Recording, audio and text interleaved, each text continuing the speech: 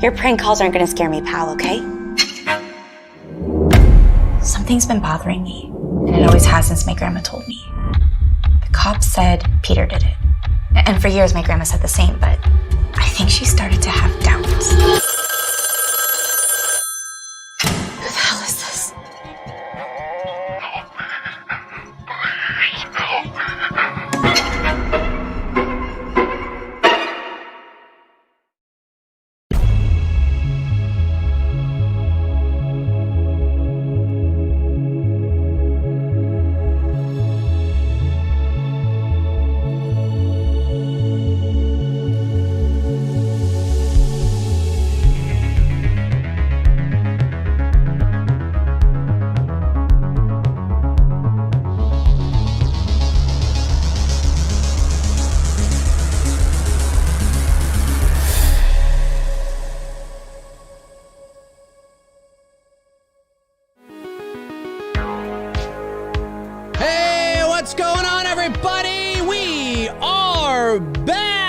This is episode 113 of Two Dudes and Some Bullshit. My name's Dave McRae, coming to you live from the VoiceMann Studios in Toronto, Canada. He's Tony Michael in Atlanta, Georgia. It is Monday, June the 14th, 2021, 7:12 p.m. Eastern Standard Time. And tonight, Tony and I are watching a little film called It's Me, Billy, something I know a little bit about. Ladies and gentlemen, we are live! Tony, we are back in action. It's been a month since you and I have been around, and here we are back to say hello to everybody on episode 113, and we are watching It's Me, Billy tonight, a little film that I've never heard of before, but I hear it's okay. I hear it's okay. Yeah. I hear it's okay. How are you doing, sir? Surviving, living the dream. How about you?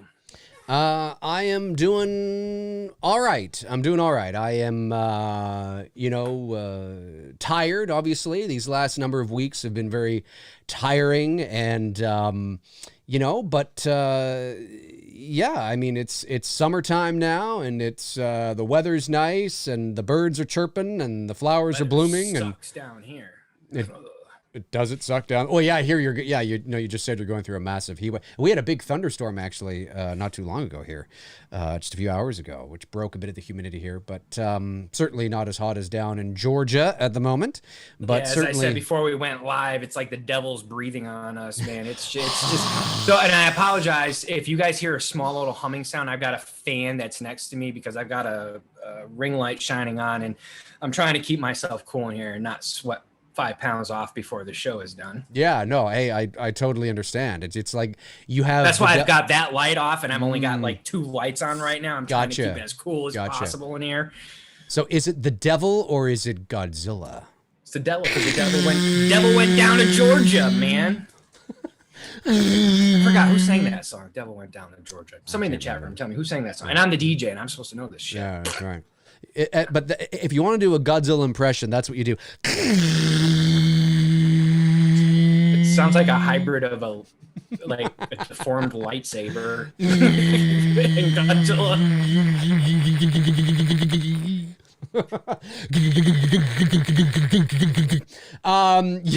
Episode 113, and It's Me, Billy. Obviously, that's been sort of the big thing that's been going on in my life the last couple of weeks. We finally released the Black Christmas fan film that Bruce and I, shout out to my co-writer, co-producer, and co-director, partner in crime, Bruce Dale, obviously, who is just as big a part of this film as anybody, and we brought this film from inception, from birth, from in the summer of 2019, and all the way to the release on May the 28th. And it's weird, it's weird to be in a position where you're working on something for so long, and you know this too, because you've worked on, projects for so long, and then you let it go, and you're like, wow, I guess that's it. You kind of like, you put it out there, yes. and you let it go, and it's like, you go and you sit down on your couch and you sit there and you think, well, You know, because you're so used to being in the grind, you're so used to being in the studio and you know, talking to everybody and working on the project and fine tuning it and making it the best possible thing that you could possibly make it. And then that time comes when you release it to the world and you let the chips fall where they may. And, you know, there's just like a couple of days there where you don't know what to do with yourself.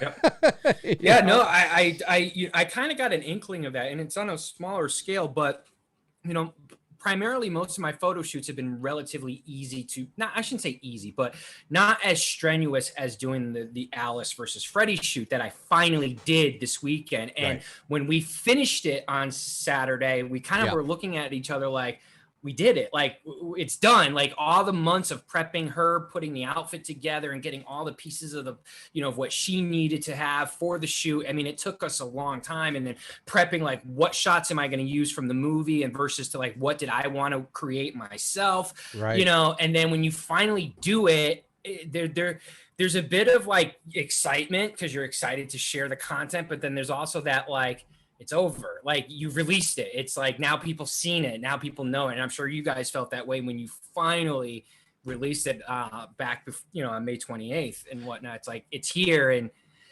there's almost like kind of like, wow, like, you know, like I want to get back at it again and do something else. 100%. And it's funny. It's, I can't speak for anybody else. I actually haven't talked to anybody else, even to Bruce. I haven't asked him if he's felt this way or not. And I haven't asked the cast or the crew. Probably not the crew. I would say that the rest of the crew obviously have already gone on to other things, right? And that's what happens. I mean, when you are the director of a project or the producer on a project, especially, and even the writer, depending on how involved you are, you know, but especially a producer and a director, you are largely part of a production from possibly its inception, depending on when you are brought on, all the way to its completion. But the rest of your crew isn't necessarily there. I mean, your sound guys, you know, your boom operators and your first ACs and your second ACs. I mean, they're not there from inception to completion. I mean, they're there for you know, in the middle portion during production. They're there, and then once production ends, they likely have already gone on and done many other projects, which is the case obviously with our crew, who are working professionals in Canada's film and television industry. So they've already gone on and done other things. I mean, I follow them on Instagram and they're constantly posting about, you know, I see them on set and, you know, doing all sorts of great stuff. So, but if you are a producer or a director and you are following the production from inception to completion, there is a moment where when you release the movie, you have that, oh, well, I guess that's, and you want to get back out there again. You know what I mean? So it's, yeah, it's funny. It's a different, I've never had that experience before with anything that I've done in relation to film. And it's largely because I've never done anything of this magnitude, you know, before, in terms of its raising money and shooting a real movie and going through all this stuff. I've never done that. So, yeah, there's a bit of that kind of like, well, you hear the birds chirping, hear, you know, somebody outside, you know, and you're like, well, I don't know what to do. You're ready to get back at it. Ready to get back the rest at of the film going. It's kind of, I kind of feel that way a bit. You know what I mean? Obviously, we need to take a bit of a break and let things breathe a little bit. But I'd be lying if there isn't that, you know, and that's the true sign of somebody, of an artist, you know, whether you are a photographer or a filmmaker or a voice actor or an actor or a singer or, you know, whatever it is you are, you know, or a painter or a writer, whatever your artistic outlet is, if you release a project and then you're like, and you're kind of like, you're ready to get back out there. I mean, that's because this is what you do. You live you were born to do this kind of thing. You know what I mean? It's not, yes, it's a lot of hard work and yes, it's tedious, but at the end of the day, you can't imagine yourself doing anything else, you know, and that's why you feel that need to constantly be creating. That's right. Yep. That's right. Yep. 100%. Yep. So before we start, Tony. Yes. What did you think of It's Me, Billy? Tell me, you sat down with your buddies, you watched it. Yeah, my buddy Devin and his wife Bia came up. My birthday was the 29th. Dave released it on the 28th, and everybody kept asking me, Tony, why haven't you posted anything yet? What the hell, Tony? What's going on? Like, Tony fucking hated it. Can I enjoy my birthday? No, no, he hated it. Tony sent me a message privately and said, "Dude, I love you, but this was dog shit." I did send Dave a message because people were giving me shit because I hadn't said anything by Saturday, and the movie you had released it on Friday today, and I sent Dave a message. I'm like, you realize I'm catching shit from people right now because I haven't said anything yet, and I'm like, I'm gonna watch it Sunday. Like, relax. No, and I've seen it 5 times now. It was dog shit. It was terrible. It was garbage. I love you, Dave, but never make another movie again. That's what he sent. I told you but, before. You know, listen, I told you. I'm not talking about the new Conjuring movie before tonight. Okay, that's a whole nother story. Not talking about it. It's done. It's done. Yeah, if we're gonna talk about dog shit, we're gonna talk about that. But anyways, yeah. So that's why I haven't said anything about that movie on social media. Anyways, and that's why I raved you guys, and like, you know, the first thing I thought of was like Blumhouse is sitting in his ivory tower wetting himself because he just got an education from a fan film on how to properly make a movie and how to service the it's kind of like you guys took the formula of Cobra Kai and what these guys did to honor what came before with the Karate Kid trilogy. You did the same shit, you know, with Bruce as well too, who helped you wrote it, write it, proper English. Yeah. You know, and you took the backstory, which was Black Christmas 1978, and you honored that. You know what I mean? I just don't want you to get shit from the fans. 4. Wait, 4. Yeah, you said 8. That's 8. Okay. I said 8. Halloween's 8. Yeah, back to yeah, that's right. Halloween's 78. Yeah. 1974 came out 2 months after Texas Chainsaw Massacre. I know. Listen, I know my dates. Texas Chainsaw came out in October. That came out in December. I know my dates. But no, you guys honored that, and that's so important. I think that's why a lot of people really, you know, you read the comment section on, you know, the movie, it's all just positive reviews because that's what you do. When you honor the legacy that came before you and you don't shit on it, Halloween 5, 6, and so on. You know, I mean, like when you take a shit on what was laid before you, then you're going to get a crappy movie. Or if you call it Black Christmas and it's not Black Christmas and it's an entirely chick flick film with bow and arrows and stuff. I don't know. I'm guessing. I've never seen the new one. I'm just guessing what I saw in the trailer. It's pretty bad. You know, it's just like, I don't know. I sincerely hope that the studios look at you guys, take a serious look at you guys, and just sit there and go, maybe we should.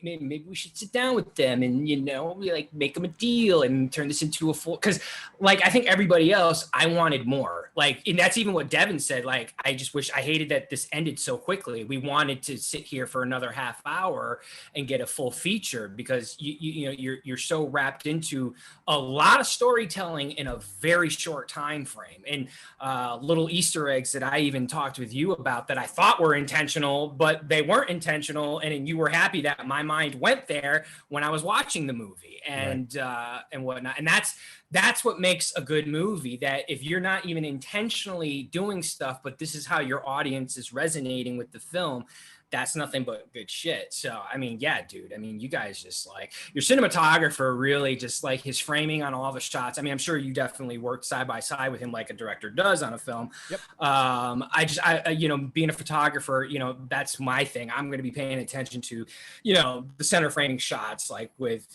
Jess at the table, you know, and then the drone shots, obviously those were butter. What kind of drone did you guys use? Just out of curiosity. It was the, shout out to Adam Gimbel of Rise Up Pictures, who was our drone operator. It was the, so it was a legit drone. This wasn't like a Phantom, like you. No. No, it was a legit drone, but it was the. Not that Phantom drones are not legit. I'm just, there's a difference between a movie drone and a Phantom drone. It was the, God, why do I forget this? It's got a 2. It's not the, what is it called?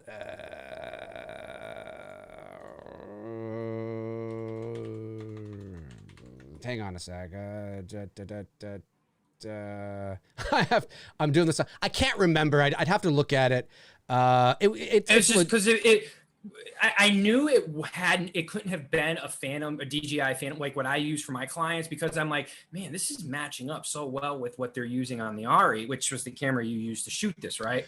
Right. Yeah. The Ari. Yes. The Ari Alexa. Sorry. The Ari. Ari. Yeah. The Ari Alexa Mini, which is the same camera. And I was just like, and that's hard to do. That's not easy to do, because like when I shoot video on my GH5 for clients and the drone shots for like real estate videos, that's like my nightmare. It's like trying to match the quality is just a pain in my ass, because the sensor on a DJI drone is only going to be as big as it can, that they can, get. And I have a 1-inch Hasselblad sensor, which is nothing to sneeze at. Right. But it's not comparing to the GH5. So when I saw that, I was like, bro, they're using some shit. Like, what the hell?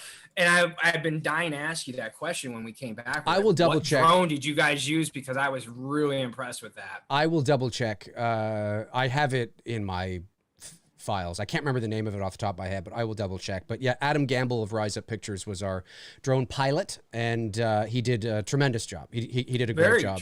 Absolutely stunning. Like, you got a bit of a Shining type feel with some of the aerial shots with the car, which I loved. I don't think that was deliberate, but it had that flavor. For sure. I could feel the isolation of where they were going to this house and whatnot. And here's the thing. People got to remember one thing. When you're born into this world, some people are born with 2 grandparents. So I took the ending as either it's the Olivia Hussey grandma that she's referring to, or it could be her other grandmother, because you are born into this world. Most people have 2 grandparents. Right. You know what I mean? So like, I saw some people giving you flack on that, and I'm just like, well, no, wait a here's the second thing. here. Here's the thing. Here's the thing. So no, it is supposed to be Olivia Hussey's character. It is supposed to be Jess Bradford. The thing is that, and I've said this before, I'll say it again here, of course, on the show, is that It's Me, Billy was designed to be episodic. And what that simply means is that just more than one. Now, I mean, look, if we, could It's Me, Billy be turned into a Cobra Kai thing where you have like multiple seasons? I mean, maybe you'd have to have really good writing. But when it comes to our vision and what we wanted, we knew when you don't have studio backing and you are wanting to produce studio quality, which is what we did, you have to do these things in stages. And, if we had studio backing, you would have already been on to the next episode, point, click, skip intro and go, right? You know what I mean? I mean, that's what you would have done. But we had to create the first part, because if we didn't, then we wouldn't have been asking for 60,000. We would have been asking for, 120,000 or 150,000. And that's a lot to ask all at once. It's the reason why Vince was doing it in stages as well. Vince can produce studio quality, but without studio backing, and it's just us, it's, you kind of have to take these things one step at a time. So It's Me, Billy was designed to be episodic, not episodic in the sense where we want to do like 10 more of these things. Episodic just meaning more than one. So we do know where we're going. We have ideas of how we want to bookend the story. But we didn't want to let anybody know that's what we were doing, because then that would tip people off that to expect this to end on a cliffhanger, or to expect this to end on an uncertain note. And we didn't want to create any unrealistic expectations or put things into people's heads that they might, even though they already did anyway. So no, we're not Lucasfilm. We didn't just end it there and have no idea where we're going. Okay, that's not what we're doing. But we had to. We're not going Ryan Johnson with this. We're not Ryan Johnson, but we had to end there. It is a cliffhanger, but it's not supposed to be the end. Like, that's just it. If we were going to end It's Me, Billy, and have no intention on continuing on, we would have ended it 2 minutes earlier with zooming through the windshield of the car onto Emma in the back seat with her face encased in the back. That, and then cut to black, roll credits. That would have been amazing. That's where you want to end it. And you still could go on if you wanted to, but that's a much tighter, cleaner ending without having the need to go on. But we have more we want to tell. This is a 42-minute movie. We probably have another 50-minute movie still to go, as you said, right? You put them together, you have a feature. But we got to take these things in stages. So that's why it was designed that way. So a lot of people were like, oh, the ending, that's crap. I can't believe we just ended it like that. It's like, yeah, but guys, come on. But, I mean, let's get serious. Like, clearly this is setting up for a sequel. Come on. Like, I mean, who ends a movie like that? I mean, like, you know what I mean? Like, so that's it? What? I mean, come on, if this was any regular Hollywood film or a series, you'd be going, well, I guess they're going to do another one. You know what I mean? Anyway, I just find it funny. Everyone's like, so that's it? Well, no, of course that's not it. Of course. Well, we hope that's not it, right? We hope that's not it. Again, we are independent. So in order to deliver the same level of quality that we just did, it's going to be at least minimum another $60,000, if not more, depending on what's in the script and where we want to take it. Exactly. That's right. So it's now we've set a bar for ourselves as well. You know, we can't just go out there and shoot the sequel on our phone. Let me tell you, that's fucking tough. It is. Without studio backing, it's very difficult. And, you know, this is not easy to do. You know, it's very difficult when you are independent. And again, independent doesn't mean amateur. Independent filmmaking is outside the studio system. So that's what independent films are. They are not distributed generally by the studio or funded by major production companies. So, you know, it's great when you have studio backing because you get to make what you want to make, but then at the same time you could have bureaucratic interference and you might have studio meddling, and that's kind of the downside of it. The upside of being independent is you have full creative control and you can do whatever you want because you don't have studio meddling. The downside of that is you got no money and you got to figure out how to raise it. No money. Yep. So it's you know, there's pros and cons to both, right? But we're very pleased with it, and you know, there are people obviously that didn't like it. There are people that have criticisms. Most of the criticism I see is there's a few critiques that even myself, I go, well, yeah, you know what, that's a good point. Yeah, I can see that. But most of the criticism, I think, comes from either unrealistic expectations or trolls. I mean, certainly I've seen trolls. Yeah. I mean, I've seen people go, fucking sucks, 1 star. It's like, okay.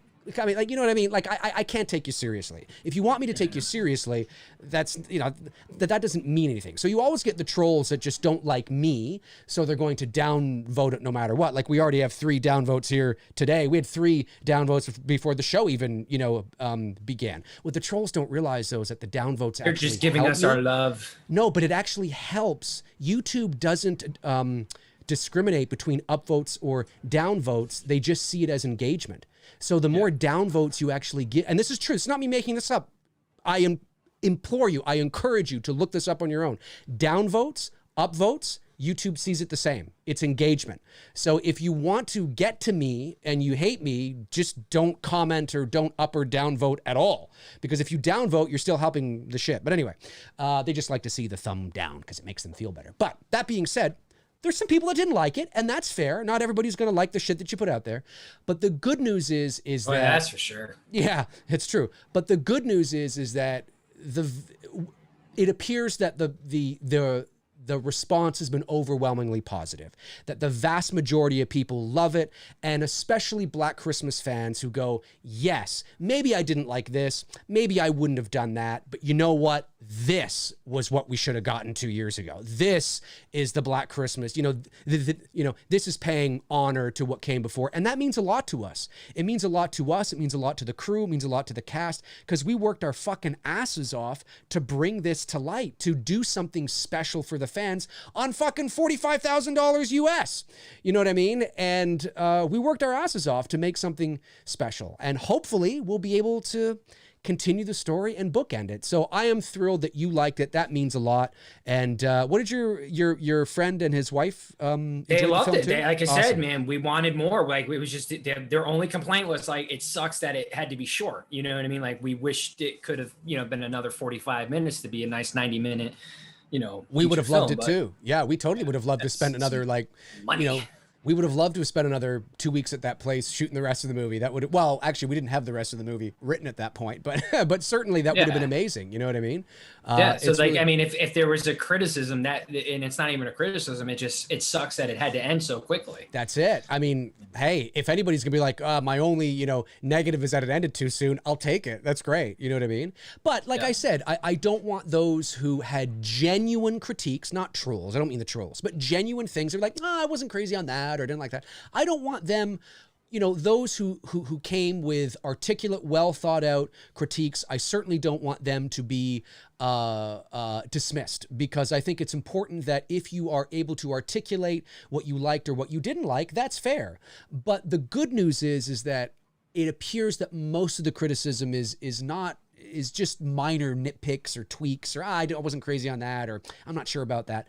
But overall, people really enjoyed it. And that's you know what I mean? Because you don't know. You have no idea when you're going to release art to the world, how people are going to take it. So it's nice to see that the vast majority of people are enjoying it, and especially Black Christmas fans. You know what I mean? So... Absolutely. Should we watch this thing? Should we watch It's Me, Billy, folks? We are watching It's Me, Billy tonight. In case you were just tuning in, we are paused. I'm just at the very beginning of the movie. The disclaimer hasn't even come on the screen yet. Where I've got the disclaimer up. The following contains coarse okay, so you have that up. Yep. Okay, so I don't have that. It's like at 3 seconds in. Okay, I don't have that up. Let me see if I can. Hang on a sec here. Oh, by the way, for those who need to know where to watch it, YouTube. Yes, YouTube or Vimeo if you or Vimeo. That's right. Yeah, it's on my channel, folks. Go over there, get 2 windows up so you can watch us and watch the movie at the same time. We'll give you a few seconds to do that. Damn, I thought for a second, I'm looking. I was like, wait, we got 22,000 people watching us right now. It's like, no, that's the movie. I was like, holy Christ, that's a lot of people watching us. All right, there we go. So I have paused it on the disclaimer, and the disclaimer, of course, is the following contains coarse language and disturbing imagery. Viewer discretion is advised. That's where I have it paused, and I brought it up here. Am I going to hear the sound through my headphones on your end, or should I turn the sound up on YouTube? Because I don't want double feedback. I'm not sure. I will say it's possible you might hear. Well, we'll find out. And if you do hear it through my mixing board into the thing, then you can just turn down on your end and listen to whatever. So how we're going to do this is we're going to play the movie. Obviously, we can do that because it's my movie. And you guys will be able to see it now. We can actually be able to see it. Yeah, you'll be able to see it, and you'll be able to hear it as well. Now, how this is going to work is I'm going to have the movie down lower. Okay, so you can hear Tony and I talking over it. All right, so you will hear the movie, but it's not like the movie is going to be, full volume. Okay, so be mindful of that. If you have not seen It's Me, Billy, and you do not want to have anything spoiled, go watch the movie. It's on my channel. Then come back and watch this stream. That's what we suggest that you do. Okay, because obviously, spoiler alert, we are going to be watching the movie in its entirety, and you're going to see it and hear it. So just to give you guys, come on, guys, you've had 3 weeks to watch it. That's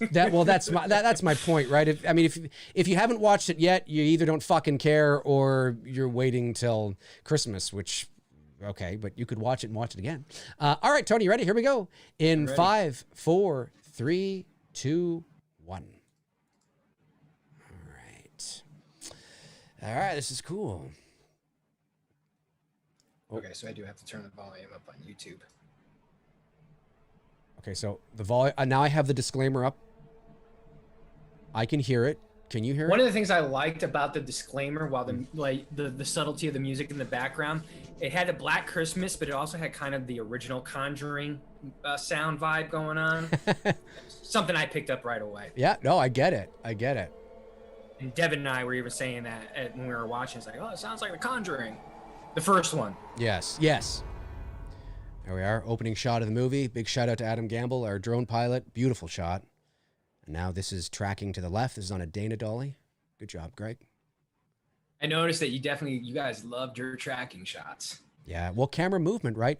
It's how you tell. It's not just, as you know, as a photographer, you don't just pick up a camera and point. You're telling a story through the lens.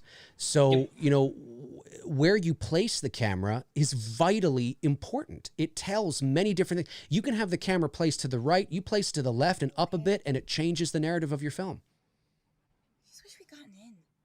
Such bullshit. I mean, they had no. Now, I'm assuming when they're talking here, you're referring to the sorority house, right? Yes, we are. And this is a bit, there are two things that are going on here. It's a bit of a meta approach because they're talking about not being able to get into the sorority house, which is what happened to Bruce and I. We couldn't get into the sorority house to use the original film or the original movie, the original house in our movie. So this is kind of what happened to Bruce and I. We didn't get past the intercom, and neither did these three ladies. However, Douchebags. Not the ladies. That's right. However, the most important thing that's happening here is that Sam is being denied access to a house that her grandmother talked about all the time.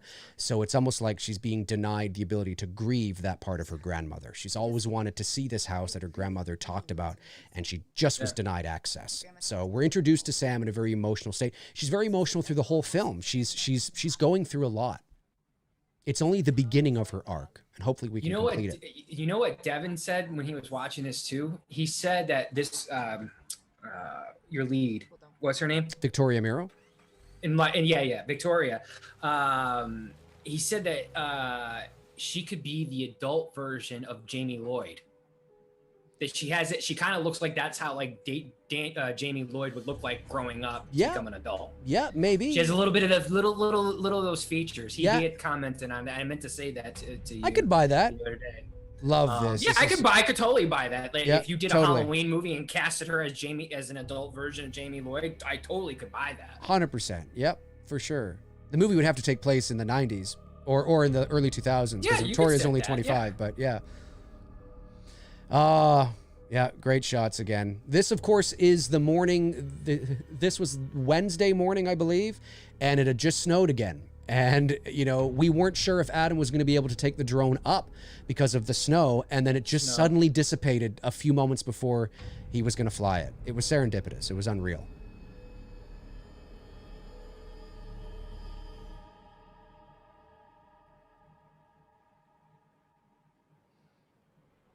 And there they are arriving.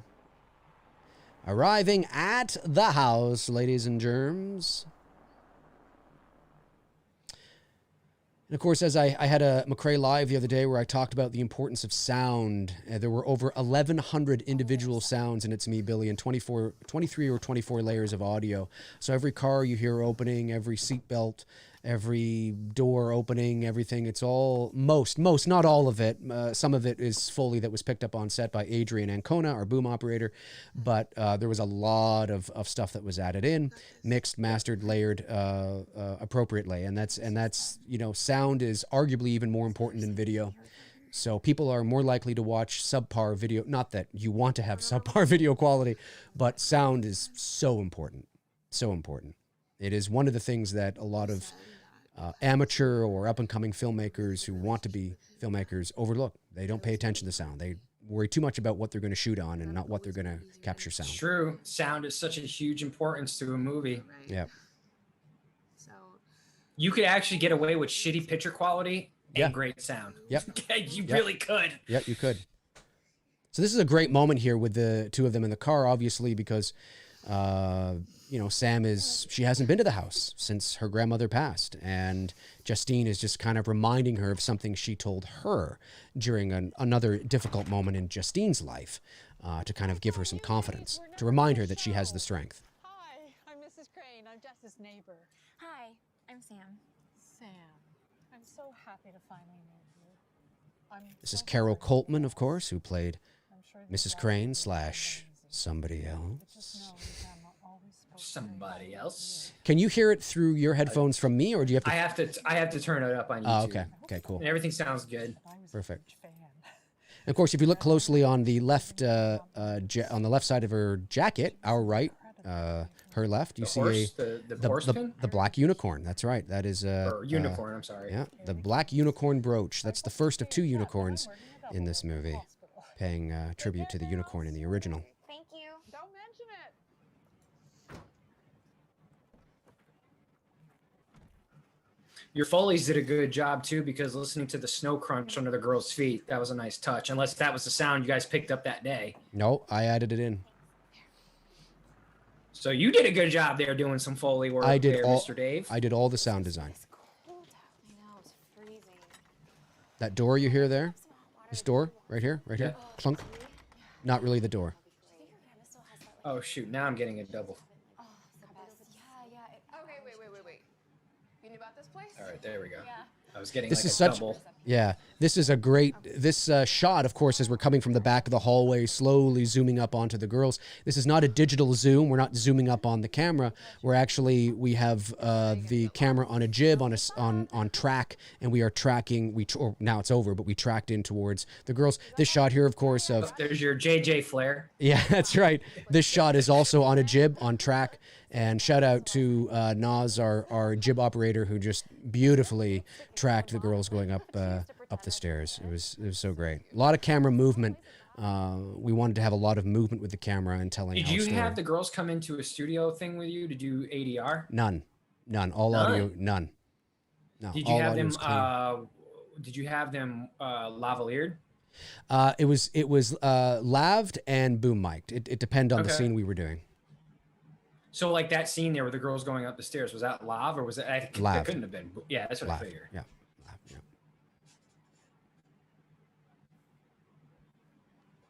The ornament says the lavalier. By the way, guys, it's for those who don't know, it's like it just basically fits inside the girl's shirt or jacket. And yeah, it's a lapel mic. They're not doing a boom like I'm sure you did a boom at the dinner table. We did, and we had lavs there too. I love that shot that just passed where you see the phone in the foreground. You know, some people thought the phone was. Yeah, exactly. It's foreshadowing. We had never any intention to have the phone ring in that scene or anything like that. It was just letting you know that there's a presence there. There's a presence. Of course. I like the nice white room. It actually had a Laurie Strode vibe to it. Little bit. Little bit of a Halloween 78. That's it. Shout out to our great team, Nikita and Stuart and Luke, Naz. And then, of course, now those two photos in the background there, the first one in the gold frame is Knightley Gaimo, one of our executive producers, and and behind him is my parents. Oh, no shit. Yep. So the McRae's making a cameo. My mom and dad making a cameo. I always think this shot kind of looks like a matte painting in the background, but it's really not. It's really not. It actually does look like that there. And it's so important. One of the compliments that we've gotten, and I appreciate it, and I'm not saying everybody feels this way, but is that obviously and I said this before the film even came out, I said that the first half of It's Me, Billy is going to feel almost like a psychological drama. And then the second half is going to be very horror. There's going to be a turn, there's going to be a switch, and we're going to kind of, get into horror. But we had a lot to bring people up to speed. And, but how, film is a visual medium, so you want to be able to show and not tell as often as you can. But if you do have to tell, like in our case, you want the conversations and the exposition to always be driven by emotion. Why are the characters having this conversation, right? There has to be a reason. It's not just an exposition dump to kind of turn to the audience and say, oh, hey, in case you didn't know, here's, here's what's happening. And Sam is going through a lot. So each of the information that you get, you're getting information about the past, but it's also Sam expressing herself because of what she's going through. So we're killing several birds with one stone in this scene. And in all the exposition scenes, and the performances are so nuanced. This is, they just nailed it. So nuanced, not rushing through their lines. I totally believe they are thinking these thoughts themselves. I don't think my mom knew how much my grandma loved her. My grandma always said that she believes that they survived that night for a reason. But my mom just hated growing up living in the shadow of it all. She once told me that she believed that their relationship became more about that night than about her. Listen. You get so much from just those little sentences. Yeah. And it's delivered with so much emotion that it allows you to, we wanted to treat our audience intelligent, right? We don't want to spoon feed you with all this information. We want to give you tidbits of information and allow the audience to fill in those gaps themselves. That doesn't mean that there won't be answers to certain things that we set up later on. But it's important that we, you know, we treat our audience like they're smart. Now Grandma's gone too. And these girls are not the The question stereotypical is, archetypal. when is Dave horror going to girls. do a Halloween fan film to this level? Oh God! If I have no desire to, but I mean, you know, You never just say now- never. You deflated everyone who follows you dreams. Yep, that's right. Dave said Well, he's and not gonna do Halloween, one. but see, Halloween would be harder. Look, Halloween would be a harder. This is such a great opening shot here too, tracking from left to right. You know, very Kubrick in a lot of ways. We had a lot of Kubrick-isms in this movie. Sure. I love this. This conversation between the girls here about Chris and Mark is it's all improvised. And then we cut in. Okay, a toast to friendship, love, and healing. Cheers. And then we get our first look at somebody watching them through the window.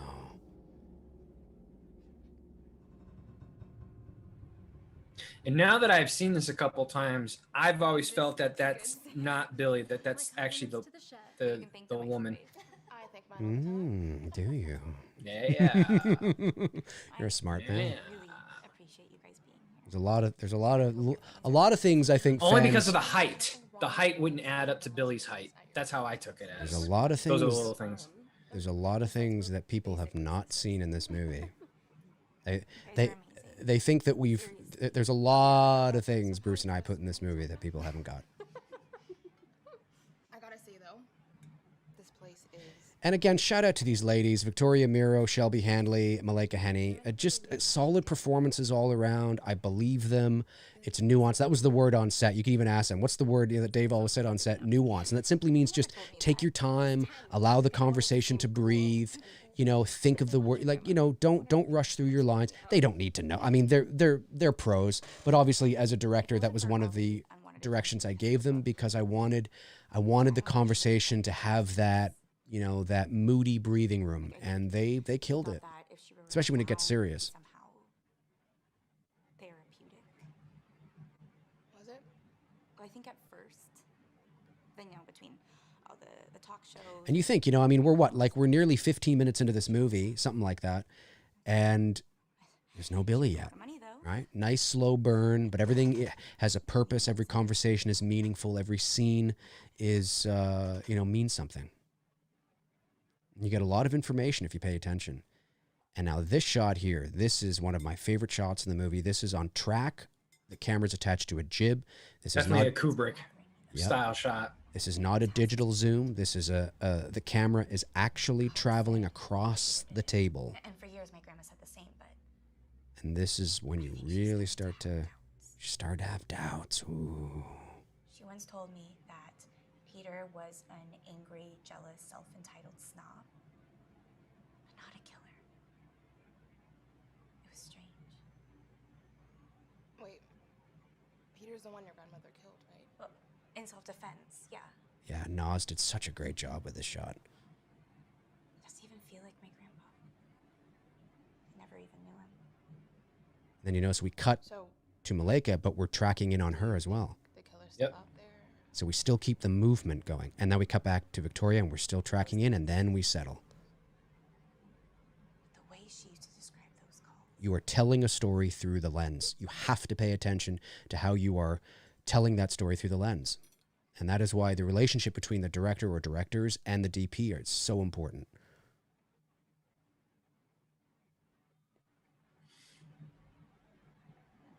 I don't care what you say. This is your tribute and nod to Texas Chainsaw Massacre. The Yes. way she's describing the scene that she's watching and the fact that I hear chainsaw. This is Dave's tribute to the fact that Chainsaw Massacre came out 2 months before Black Christmas, setting off a domino effect of what was going to come in this genre. Maybe subconsciously it was. That's my conclusion. I don't care Yeah, what you say. no, they're not actually watching anything. I think know, I know. they might have been watching just a muted episode of The Walking Dead or something. But the sound you hear, obviously, was done in post, And it all It's was. just the dialogue that she's describing. I know. Well, and you hear a chainsaw and a girl scream. Close to home to Chainsaw Massacre. And you hear a chainsaw and a girl scream. You hear a So chainsaw I and get a it. girl scream. And I don't know. I truly did. I thought that was like, wow, is he pulling out the stops here of 1974? You know, like Maybe it was subconscious. Grandmother's dead from my boyfriend, who's actually your grandfather, back from the grave To get us all. Oh my God. You love me. I'm sure it's just a wrong number. Yeah, I love it. I love the kibitzing, the talking over each other. You don't see phones like that anymore. Hey, her grandma used to have the one from the sorority house. I mean, that's such a big line. Tell me it's nowhere around here. Her grandmother used to have the one from sorority house. So much is said in that line. I mean, think about that. Why? She was obsessed with anything that reminded her of that night. I mean, there's so much information that you can take from that to get you to speculate about who Jess Bradford was, you know, after the events. It's unreal. Anyway, here I come.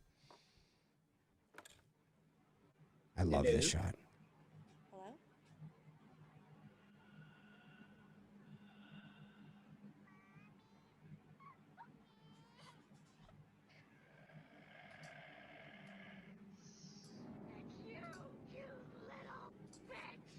This is the first time that Sam is hearing Billy. I want to hear it. Sorry.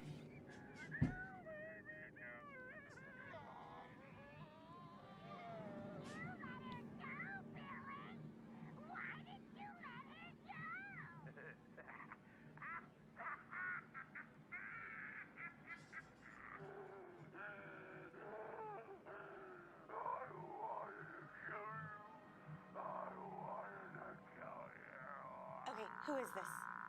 So now, you said that was all you, or was that you and the dude? Calls aren't gonna scare me, pal, okay? 1 second here. Hang on. Wait till we get... So that shot, that slow zoom in shot, is the exact same length. It's about 48 or 49 seconds as a zoom in shot on Jess Bradford in the original Black Christmas. Same to the second. To the second. And he's saying here, Billy is saying, you know, I should have killed the baby. I should have killed the baby. Kill it, kill it, kill it. I'm going to kill you. Who the fuck is this? You just tried. Don't antagonize these assholes, okay? Um, It's a stupid prank call. That was all me, except for the maniacal laugh. That was Brian Charles Peter. That laugh that you heard, that was Brian. He did such an amazing... I just had to use that. I had to use that. But the rest was me, you know. I should have killed the baby. And if you don't think that Billy goes that deep, watch the original film. There's a couple of points where he sounds like Dr. Billy Claw. goes deep. Yep. It's such bullshit, Sam. They shouldn't be That's fucking right. with you like this. This is a cool shot too, obviously. It's okay. You see Jess Bradford just over her right shoulder, our left, looking over, Do the face. looking upon Sam. Do the face. We decided to end this scene on sort of a nice humorous note that shows the relationship between the girls, because this is the last time that we're actually going to see them together, and it's kind of sad. There it is. You guys are so annoying. Can we just watch the movie? And then of course we head down to the phone on the table, Hot cocoa. and it shows you that it's unplugged. Clearly, it's unplugged.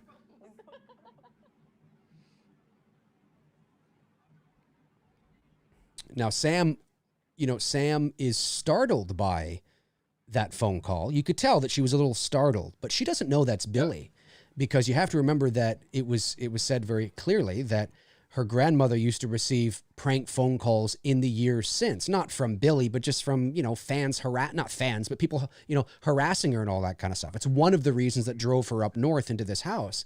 So Sam just, thought this is, don't antagonize these assholes. It's just another stupid prank call, meaning it's just one of those people that, little does she know it, that it actually is Billy.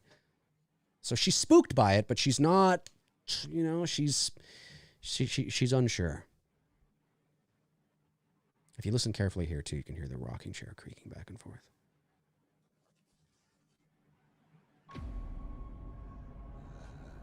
There he is. There he is, Mr. Billy. Is that you? No, that's Brian. All the voices you hear here in this scene is Brian Charles Peter, including the singing of Little Baby Bunting, and of course the rah when he freaks out. This is all Brian. terrific performance.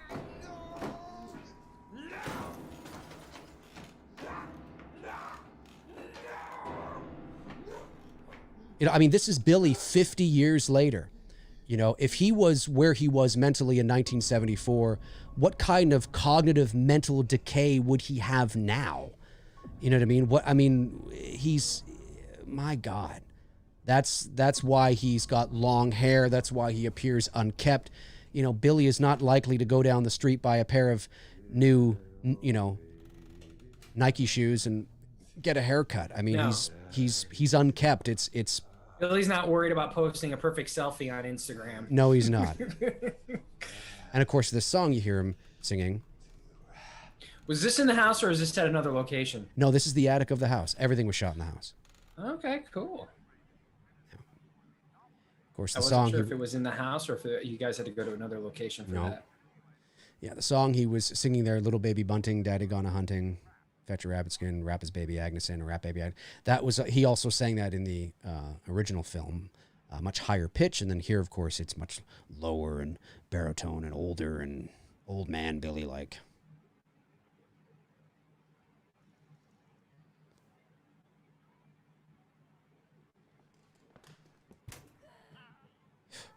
What happened? She was attacked.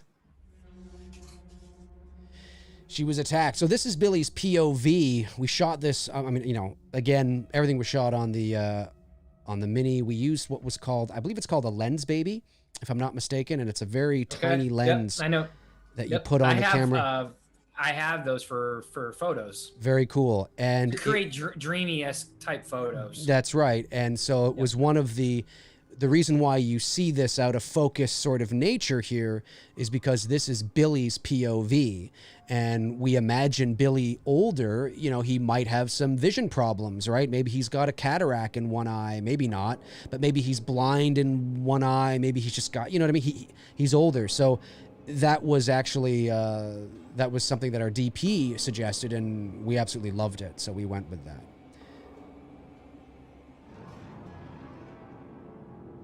This was a good kill. Yeah, shout out. What you guys were able to do on YouTube, you know, and ease up on, you know, you can't show so much blood before YouTube decides like, hey, what are you doing? Yeah, and we also wanted it, you know, again, we were designing a kill that was Hitchcockian in nature and, dare I say, classy. And if it disturbs you, if you were disturbed by Justine's death, good, you should have been. That was the point. And we hope that it was because we developed her character to a point where, you know, you thought she was sweet and cute and funky and fun and you liked her and you didn't want her to die. And you know, that's why it was, you know, and of course through the sound design and all that too. But again, theater of the mind, you see the death happening, you see the strikes going up and down, but you're not seeing anything. This is such a great shot. I love this. This is a digital zoom, by the way. We are actually zooming up, and it's not on track, obviously. Shout out to Greg Bennett, who just did such an amazing job. And it's so quiet. And if you listen very carefully, very, very carefully, you can hear Billy's footsteps creaking on the floor as he approaches her. Yeah, man, you guys definitely got a lot in a very short time. Yeah. This is one of my favorite shots, too, because I wanted the audience to feel uncomfortable. A false sense of security, but you know he's there. You know he's there. And then turns over, and then when you cut to Billy's POV, we got the lens baby on. Bam! There you go. And he's like, shh.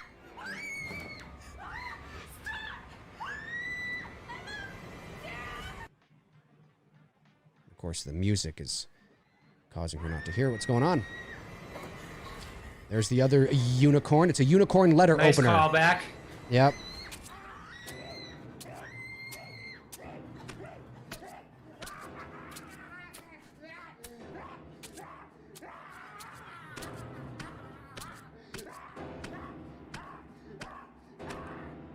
Billy just went batshit crazy. Dude, when we said cut at the end of that take, I screamed I cheered. I was down the hall watching on the monitor, and I loved it. Such an amazing performance from both Maleka Henney and Brian Charles Peter. Well, Shout that's out just to them. it. You know, she sold the kill. You know, Yep. and that's so important. I mean, Yep. if you don't have an actress who doesn't know how to sell Yep. being terrified and the kill itself, Yep. it can easily fall to shit really 100%. quick. Yeah. And Brian she just sold it really good. They both did. They just were amazing. Now, this shot here, starting when Sam gets up out of bed, this is a tracking shot. It's a 1 minute and 50-second tracking shot that does not cut. We were on the gimbal, and Greg is tracking backwards down this narrow hallway. Little Dean Cundy action. there. 100%. People don't, and you know, and as our DP said, if we do it well and we do it right, people shouldn't notice that it doesn't cut. But we're tracking back. It doesn't cut there. Even though it gets dark, we're not cutting. We pivot. We ask Victoria to get to her mark, which of course is in front of the window, to cast her in silhouette. She says, Justine, boom, boom, boom on the door. She turns right in front of the big bay window. You see her silhouette again. And now we're tracking forward. We were tracking backwards, and now we're tracking forward. The camera has not cut. This was 8 takes. This takes a lot of preparation and a lot of rehearsal time. This probably took about 3.5 hours to do. And we're tracking all the way down the stairs. The camera has not cut. This is, I mean, I don't know how long that tracking shot was in Halloween 18, but this is up there, 1 minute and 50 seconds. And it's not easy to do because you also have to light. Our lighting team lit 2 levels, about 7 different rooms. The light has to be coming in. It has to match. We lit 2 floors. Yeah. There were about, I don't know how many lights outside. It took, as I said, maybe like 2 hours to set up as well. And now finally we cut. Finally we cut. Incredible job. Just, I'm always so pleased. Shout out to them.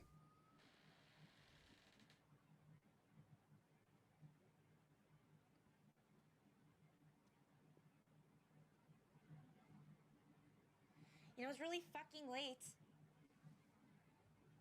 Our first crash zoom here. Boom. 1974 right there. And she has that reaction because she's like, what It's the working? fuck? Yeah, exactly. Like, I unplugged that fucking phone. No, Why? she cut it. She cut the line. Well, yeah, we imagined her just unplugging it. But yeah, it does. I mean, unplugging it, cutting it, whatever you want to imagine, it shouldn't be ringing. Why is it plugged in?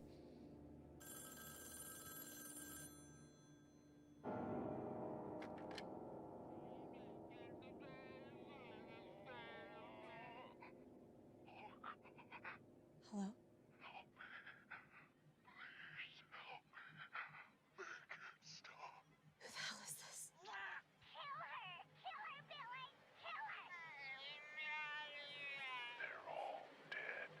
What did you do?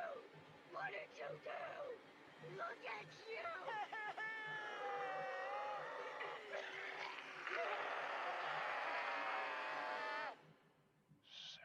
This is the moment she knows. Sam, I found you. She knows. She knows there's something up. It's different. This is not right. Justine! Justine!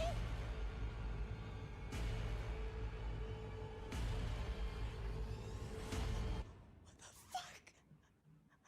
Emma! Emma! Emma! She can't find Emma. She's looking for her phone, looking for her keys. She wants to get the fuck out of there and she can't find them. Billy's smart. And what the fuck? They're gaslighting her big time. Now the phone is gone. Phone's gone and there's the ornament. She knows at this point. She's got no phone. She's got no keys. She's stuck. The keys! Oh, the keys! We actually joked about that when we were shooting that scene. I was thinking that. Like, I wonder how many the keys comments were made during production. Yep. I actually, I joked Should have about had that. Michael pop out right here. That would have been a great Easter egg.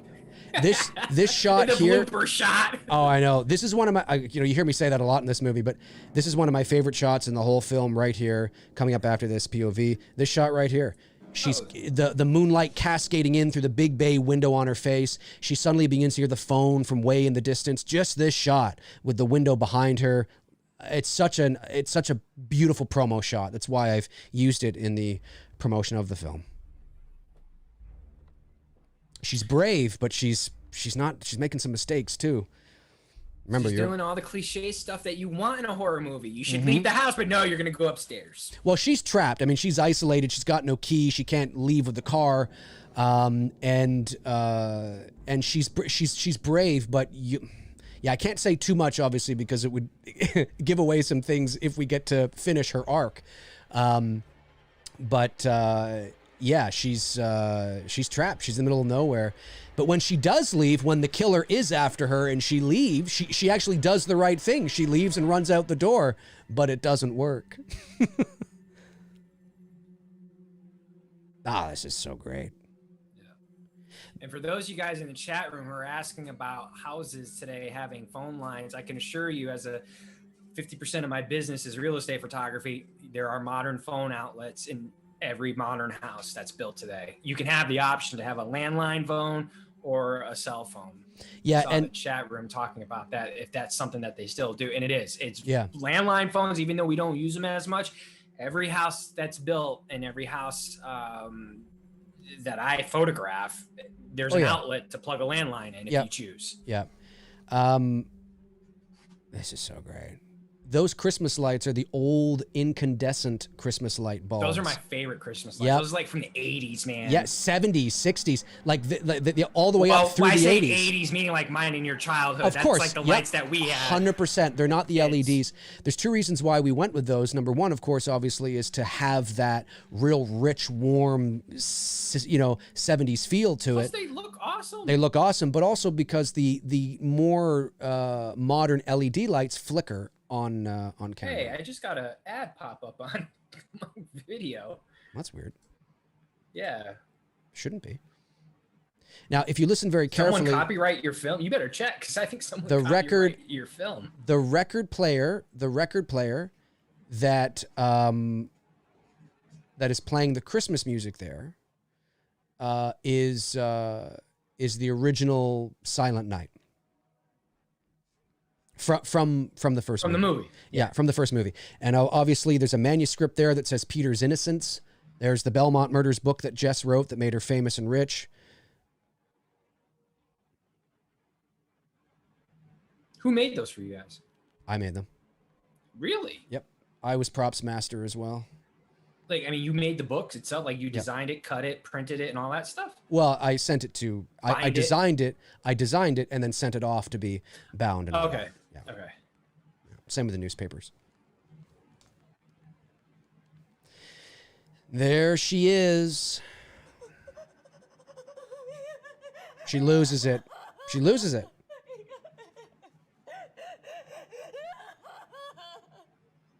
And Victoria was really crying.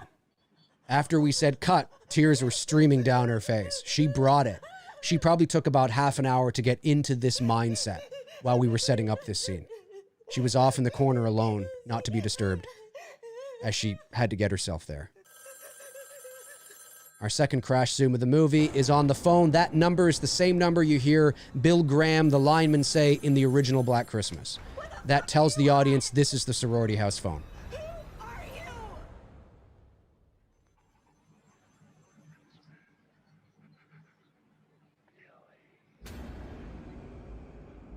Yeah, it's great.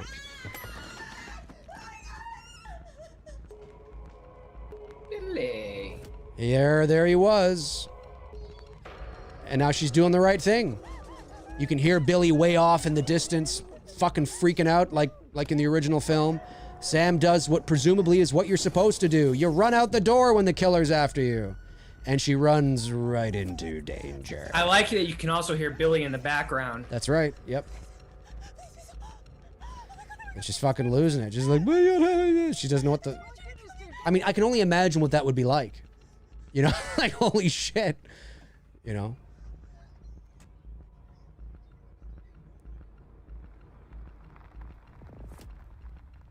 This is so great, too. Here comes Dave's Sartain moment. No!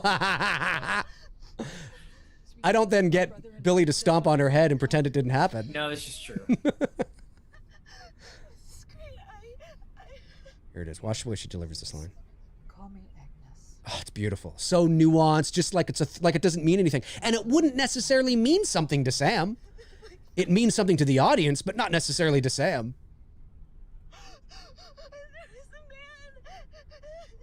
Don't worry, dear. I'll make sure you're taken care of.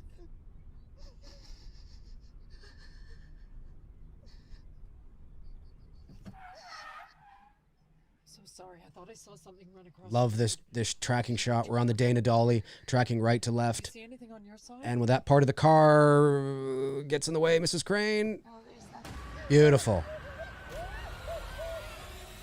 The old chloroform trick. No, not Sam. Caro just killed it. She was so great.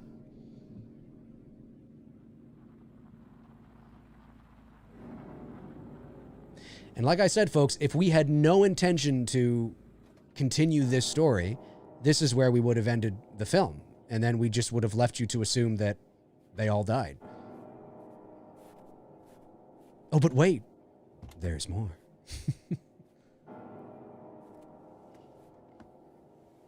And of Good course, job on the Foley, man. Yep. Like those little things that I know most people don't pick up on, but I pick up on that shit. Footsteps, car doors opening, and it's not just it's about it's leveling the walking it well. on the snow Yep. and stuff like that. Like I like those little things. There it is. There's one of our biggest nods to the original Black Christmas right there. How did she handle that? I'll tell you in a sec. This is so good. 'Cause I gotta Boom. imagine that cannot be easy to do. It wasn't. Big shout out to Shelby, of course. We shot that about 3 or 4 times. There were a couple of times she blinked, so we had to do it again. But she did great. That was the last take. It was difficult, but we have a few behind the bet. scenes of it. I mean, because there's Yeah. got to be a psychological thing to being in a bag and like. Yep. Yeah, we'll get the girls on this show. We'll get the girls on. We'll talk to them all about it. Again, everything you hear right now, the water dripping, Billy's footsteps, right there, dun, dun, dun, all added in afterwards. Even the lying her down. You create an environment with sound. And because of, you know, it's got to be the right sound, though, and mixed properly. You should have, when she says grandma, you should have cut in, grandma got run over by a reindeer. Can you imagine? And of course, you hear somebody People, behind like, her. Wait, what? What did he do? You hear somebody behind her. She's like, oh my God, who is this? Dave got Olivia Hussey to show up for 10 seconds and do a voiceover. Hey, we tried. And then here's the big one. I'm sure you did.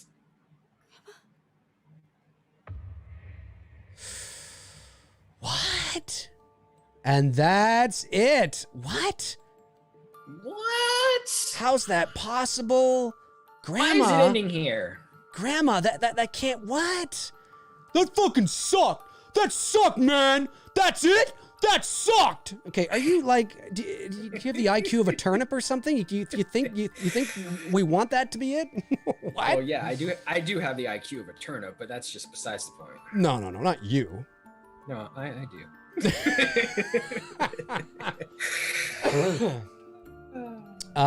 Good shit.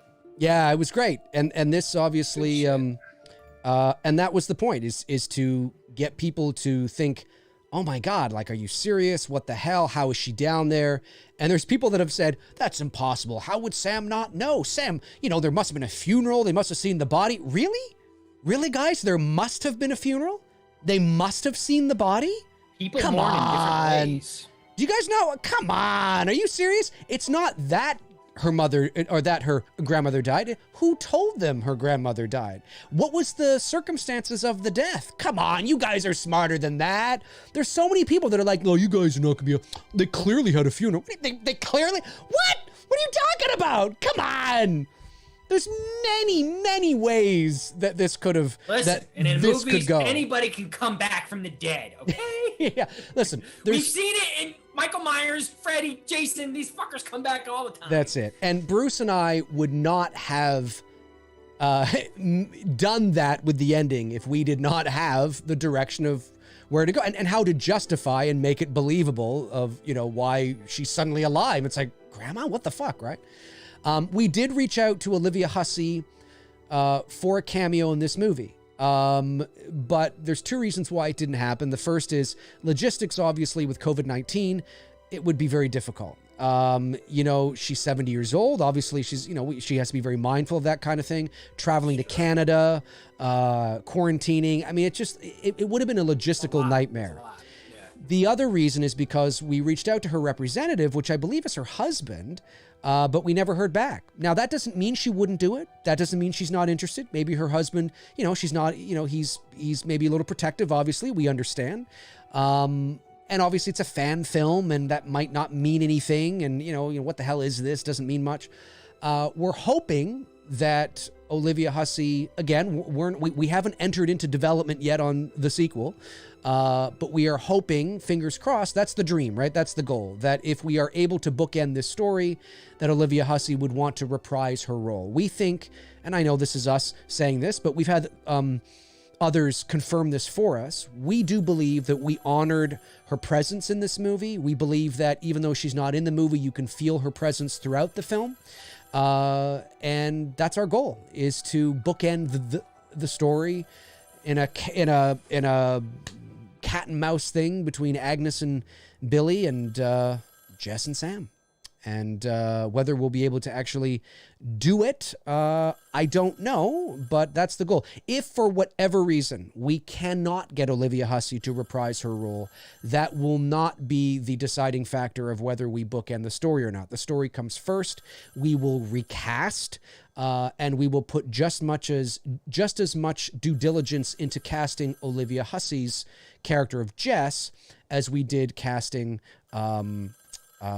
Victoria Miro as Sam. So we will. I mean, you got to be able to work with what you got. And if Olivia Hussey doesn't, there could be many factors. Many factors. Maybe we wouldn't be able. Maybe we couldn't afford her. Maybe she doesn't want to travel to Toronto. Or she doesn't want to do it anymore. Or she just doesn't want to do it. She just doesn't want to fucking do it. I mean, that's entirely possible as well. And if that is the case, for whatever reason, we will look to recast her. And like I said, we will look for somebody who, when you look at her, you go, yes, I believe that is Jess Bradford today. Just as you look at Victoria Miro and go, yeah, I totally believe that could be the granddaughter of Jess Bradford, 100%.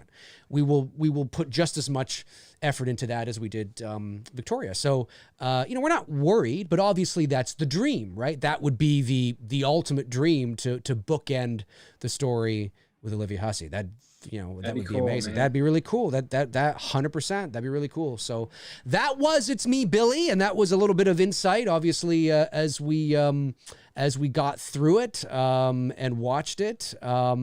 And yeah, it's. I'm so proud. I'm proud of everybody who worked on it. And there was somebody in the chat, I forget who it was, said when Billy says, "Sam, I found you," was that me or was that Brian? No, that was me. Everything was me. The only two. Everything on the phone. It's me, Dave. That's right. Everything on the phone was me.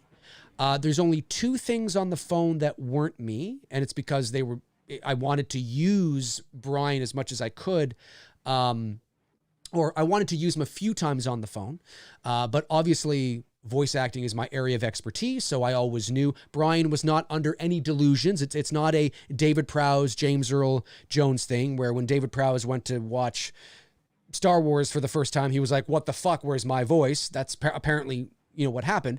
That's not the case here. We were upfront with Brian that we were going to utilize me on the phone, but I also told him that there might be some things that you do, because we did record some ADR with him off camera, just kind of into the microphone, doing some crazy shit.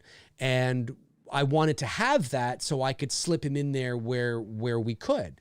And there were two things that I used from him. And one was the maniacal laugh. And the other one was when the three ladies are listening to Billy on the phone and we're tracking across them. And then you hear me go, kill it, right? Not like that, but as Billy, I'm going, kill it, kill it, kill it.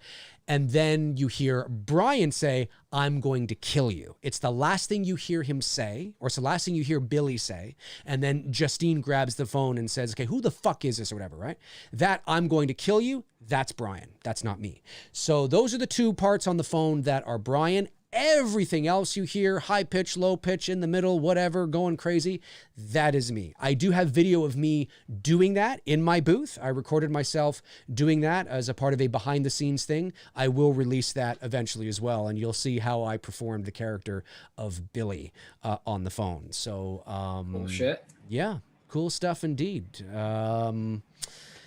Yeah, man. I don't know. Let's go over to the chat and see what people are saying. Let's go to the chat room. You had a couple super chats come in. Did I? I missed those. You Let's did. see if it's gonna obvious.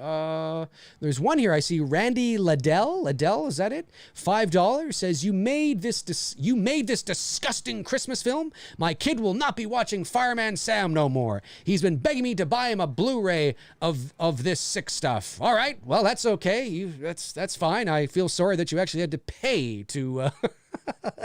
to say that. No problem, Randy. You are entitled to not like what I produce. I don't know if you're just making a joke or if you're being satirical. Sometimes it's hard to tell in text, or if you are just a troll or whatever that actually decided to pay Thanks for the $5. Thanks for the $5. Because in the end, I guess I win. But you also could be somebody that's just no, there was a couple others, dude, that came in earlier in the stream. Matthew Fressi sends in $3.99. Thank you, Matthew. Really appreciate that. There were a couple other super chats that came in. Yeah, that came in way at the beginning. Let me go see here. Let me go, because I'm not seeing it. So let me just go over to there, and then to super, and then to here. And yeah, I got Bud Gumperson sends in $5.67 and says, welcome back, you two dudes with your lovely bullshit. YouTube wouldn't let me type the real word. Really? Fuck Really? YouTube. Jesus Christ. Treats everybody like they're six. It's unbelievable. YouTube is asshole. Oh my God. Did Jesus custom footwear? Is that how you say that? Or is it, maybe it's not maybe it's what is it? No, Jesus? Is that how you, is that also? Zeus. Is that also how you say Jesus? Anyway, maybe I'm saying that incorrectly. Thanks, buddy. Appreciate it. It says, Dave, what was the last piece of the plot that came together in the story? For example, the intro of Agnes, Jess being alive, etc. Love the movie. The last piece of plot that came together in this part of the story, anyway. I don't know. Probably Jess being alive, but it wasn't an afterthought. It's not like that we just tacked that on at the end. It was the last piece of the puzzle as we were creating everything and fleshing everything out. And then we realized, you know what? Jess should survive. And then that allows us to help complete the arc, because in a 42-minute movie Gives you more to work with too. For Right. Sequels.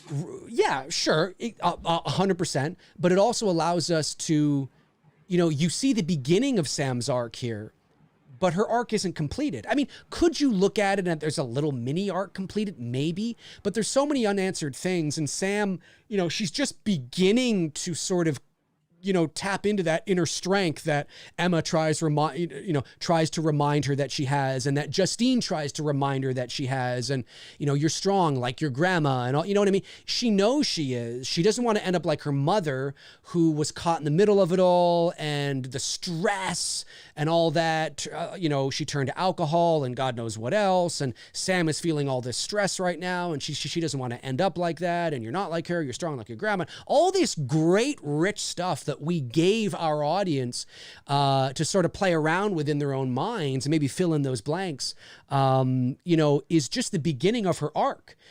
So she's also, now that her grandma is alive, it's like, what is that going to mean for her arc as well? You know what I mean? And so it's cool. It's cool. So I would say that was kind of the last kind of piece that came together that made us realize this is the first half of the story, and then now we can actually, it's that moment, like I said, if this was a Netflix show, it's that moment where you'd end it, you'd be like, oh, fuck, I got to go on to the next episode. You know what I mean? That's exactly, it's that. It's a good cliffhanger. Yeah, 100%. Yeah, couldn't agree more. And it doesn't feel forced. No, I don't think it does. No. I mean, there are some people that may think that, but I don't I don't think it Oh, does. fuck I 'em. think the people that, and again, I stand to be corrected, but I think most people that are maybe turned off by it either don't like the twist, of course, of Mrs. Crane being Agnes. But again, I need to reiterate here, and I've said this before, but I need to say it again. That's not a nod to the 2006 movie. I think there's, and I stand to be corrected, but I have this feeling that there are more people out there that have seen the 2006 Black Xmas film than have seen the 1974 original.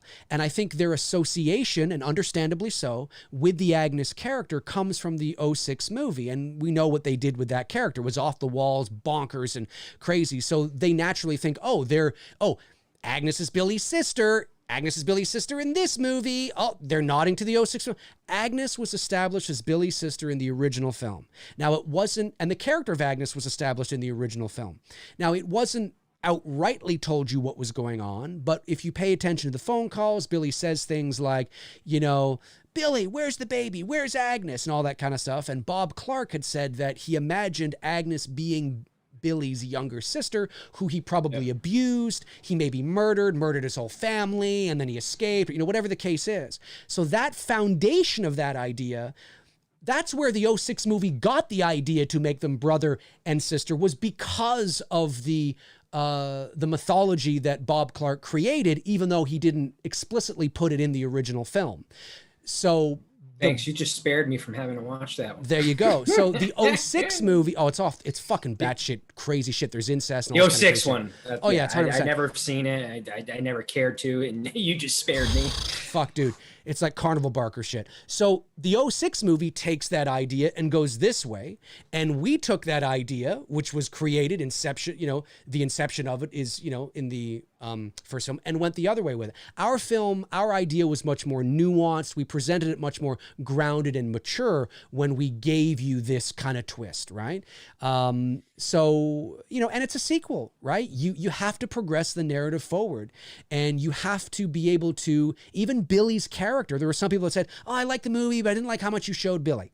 Well, if you think about it, and I understand, but if you think about it, we didn't really show him that much. I mean, you didn't see his face. You're just seeing him in a way you've never seen him before. But that's what you have to do. This isn't a Black Christmas fan film in the sense that we're just doing our own version of Black Christmas. We're doing a legit sequel. We spent $60,000 Canadian on this. We hired professional crew, professional actors, shot on professional equipment.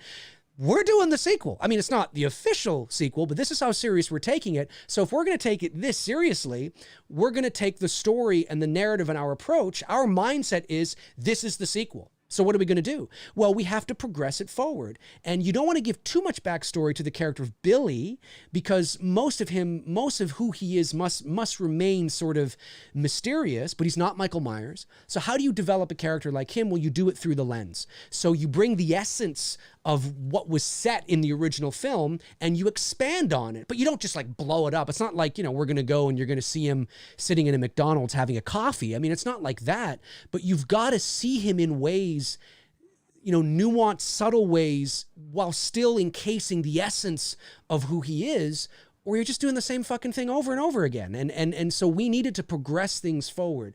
And I think that, look, like Halloween, Black Christmas works terrific as a one-off movie. You don't need a sequel. 100%. I absolutely agree with that. I've always said that. You don't need a sequel. And if you want to preserve the integrity of the enigma of Billy, then he must remain in that single film only. You know what I mean? Like Michael Myers. If you want just pure 100% nothing, zilch, zero, nada, that's why Carpenter never wanted to do a sequel. But by default, when you are doing a sequel, the idea is extending the story, and you've got to continue the story. But it's how you continue it. How do you, make sure that we're not exploiting too much and doing all this and whatever, right? It's that balancing act. Personally, again, I know I'm one of the directors of the movie, but I think we walked that fine line. I personally think it was that nice balance between showing you more, but not showing you too much. But that's my opinion. Some people feel differently, but I thought we handled it well. I thought you guys did fine. Yeah, I think so too. A couple more super chats came in. Sweet tea. The tea is sweet tonight. Again, In great Florida. movie in Florida. That's right. Again, great movie for the channel, my friends. Be safe, y'all, too. You be safe as well, Sweet Tea. Thank you so much for the super chat. Fast Forwards 289 says it sends in $9.99, says, what's up, Dave and Tony? Happy late birthday to y'all. Really enjoyed It's Me, Billy, and I wanted to see more. I'm looking forward to the next installment. Great job and keep up the great work. Yeah, hopefully we'll get a chance to do it. You know, you just got to keep, hopefully the views will continue to climb and, you know, continue to share it and get it out there because we definitely want to bookend it. The Spiral Sky Project sends in $5 and says, Jeepers Creepers 2 behind the scenes, Victor Salva calls a teenage male sweetie and honey. Halfway through filming, they were bothered by Victor. That doesn't surprise me. Victor Salva is a fucking creep. So, that's unfortunate, but it doesn't surprise me. Robert Kitzmiller sends in $5, says, if familiar with them, out of the 10 personality disorders, which one do you think Billy suffers from the most? I don't know, and I don't know if it will be knowable, but obviously some sort of multiple personality schizophrenia. I mean, somewhere in there. And I wouldn't dive too deep into that. I that would ruin the mystique of who Billy is, even from the first film. I don't need to know more. It's like Michael. I don't need to know more than what Carpenter set in that first two films, really. I know, I get it. This day and age, everybody wants to know every little minute detail. Like, no, less is more. It's true. No, it's true. It's true. But I mean, yeah, like if you look at the character of Billy and you listen to his phone calls, and he's obviously a psychotic, schizophrenic, you know, something, right? It's got to be somewhere in there, right? That's probably where he is, somewhere. The Spiral Sky Project follows up with $2, says, ever see the 1987 slasher fic Maniac Psycho Cop? No, but I know the movie you're talking about. Did you ever see that? Same. I've heard the title, but I've never seen the film. Yeah. Nor have I. Vegas Courier says Spiral wasn't the best, still good, but it was brutal, especially the finger trap that messed some people up, but they seemed unwinnable without enough time, but it's cool. It wasn't Saw 9. I haven't seen Spiral and I don't really have any interest to. Have you seen Spiral? What's Spiral? Oh, it's the next Saw movie. With Chris No, Rock. I mean, no. Oh, there you go. No, I haven't seen it. Yeah, it's the next one with Chris Rock. That's funny. That's funny. Yeah, I've only seen 2 horror movies as of lately, and one I thoroughly enjoyed, and one, about that. I'm angry. I'm Halloween 6 Curse of Michael Myers angry with the Conjuring universe right now.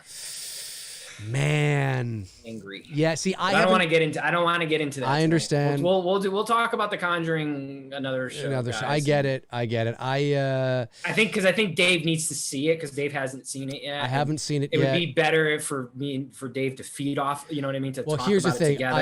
Like I said to you before we went live, it came out. I heard the reviews, most of the reviews, and the general consensus was, yeah, this isn't good. And then I was like, okay, well, we'll see what Tony says. And you were dead silent. Crickets. And I'm like, I'm like, ooh, that's not good. That's not good. Because this is your wheelhouse. Y'all know how I feel about this shit. Well, like, that's what I'm saying. That's what I'm saying. So I think, I just think it's, just one of those things. I just don't think it's. They need to be put on the shelf for about 10 years. That's it. Yeah, that's it. Fast Forwards 29 sends another $4.99, says, Dave and Tony, what is the most challenging thing about y'all's career as an actor and photographer, and what was your best experience that you had in the field? I think we've been asked this before, but most challenging thing, I guess continuing to maintain the work. I mean, that's very much a challenge because remember, Dave and I are both self-employed.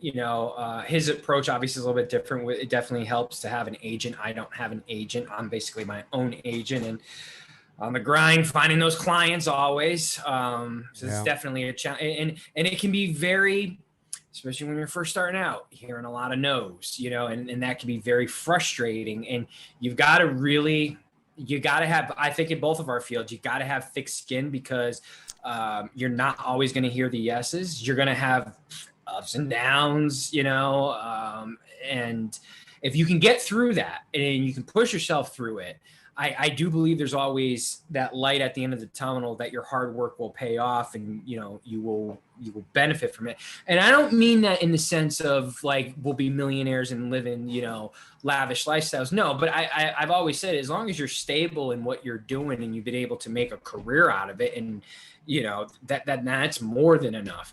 And so that's what I mean by the payoff. Yes. Would you agree or disagree on that? Yeah, I would. Both of what we do is pretty parallel. I mean, we're in the not entertainment, but it's parallel in how we approach getting jobs and work and being able to consistently get work. Yeah, no, for sure. At this point, I would say that, I mean, if you want to talk about in terms of voice acting, what would be something that I'm not proficient at when it comes to voice acting, it would be authentic accents. So I don't mean like caricatures or cartoons where I got to play a silly cartoon character that has a funny voice. I'm like, whatever. I'm like, hey man, what going on? Or something where I'm just being silly. I mean, like if I had to narrate a docuseries and I had to be legitimately with a French accent, you had to listen to me and believe that I was French, or you had to listen to me and really believe I was from England. Like how, Kate, Winslet does like an authentic American accent or something like that, right? That would be my area. That's not my strength. Certainly authentic accents wouldn't be my strength. So I guess but I rarely get cast or asked to do that, especially at this point in my career, because I know that's not what my agent is looking for me, right? You know what I mean? And I know that's also not what I'm seeking out as well. So that is definitely an area of mine that I don't do, authentic accents. In terms of any memorable experiences, I was going to say that like your best. I mean, it's hard to pick just one because there's been so many great clients, and there's great clients that I still continue to work. The one that I'm doing tomorrow morning, great client. You know what I mean? So it's like hard to pinpoint just one. I think probably client. I mean, it is hard to pinpoint just one. I think like some of my favorite jobs definitely are some of the bigger trailers I've done. So like I did, a trailer for It Chapter 1. My very first movie trailer I ever did was for The Descent. Back in 2005. That was my first big sort of trailer that I did. And then I've done some Pixar ones for like Inside Out and Lego Batman and Peter Rabbit and Big Hero 6 and so whenever I get to do something like that, like working for Warner Brothers or Disney Pixar or whatever, like you're doing an ad or a promo or a trailer that is for that kind of thing, which I've done a number of times obviously in my career, that's always cool. That's cool. Like that's you get to and you get to I get to put my voice to part of the marketing campaign for a major motion picture. I mean, that's really cool. But in terms of, yes, so there's that. I mean, that's awesome. I would say probably just my nominations, for the Voice Arts Awards is always cool to be at Warner Brothers, walking the red carpet with Sigourney Weaver and William Shatner and, to be on the back lot of Warner Brothers, to be in that environment, to know that you're not just there hanging out. You're there because you're nominated. Didn't you meet Sigourney last year? Or no, I didn't meet her. Two years ago or something? It was 2018. It was my third nomination. I was also nominated a year later as well. But it was 2018. We were at Warner Brothers. We were walking the red carpet. And myself and my girlfriend were in the middle. And red carpets are really tricky. I mean, I don't profess to be an expert. It's not like I've walked a lot of them. So it can be tricky because you don't know there's a lot of photographers. Some are calling your names, over here, look here. So it's tricky. My girlfriend always looks way better than I do in the photos, as she should. And it was cool because ahead of us was Rosario Dawson, and behind us was Sigourney Weaver. And that was one moment where I was like, it was very surreal. You know what I mean? It was very surreal to be to be there on the red carpet, and ahead of you is, you know, Rosario Dawson, obviously, you know, we know who she is, and then behind you is Sigourney Weaver. I mean, a legend, Sigourney Weaver. And then when we got to, that was also the year that I treated Mickey Yablans and his daughter to the Voice Arts Awards. Mickey, of course, son of Irwin Yablans, creator of Halloween. Mickey played Richie in the original Halloween, the kid that runs into Michael at the fence and he's kind of like, oh, you know, and he's looking down at him. I treated them to the Voice Arts Awards. So when we got to the end of the red carpet, they were waiting for us there. And we were shooting the shit, talking, because they had already gone through the red carpet. And we were just talking. And then Sigourney Weaver was wearing this beautiful green dress. And she must, and I think she's tall anyway. I think she's quite tall. But she had like these big heels on, and she's way taller than me. Not that that's hard. And she walks by and she like brushes shoulders with us, you know. And it's like, oh my God, it's fucking Sigourney Weaver. You know what I mean? Like, holy fucking shit. And then she, I forget where she was going. She was walking somewhere, obviously, because she was getting she was being honored with some sort of icon award that night. Maybe the icon award or something. I can't remember. There's a few of them. There's a few, like, there's an icon award. There's like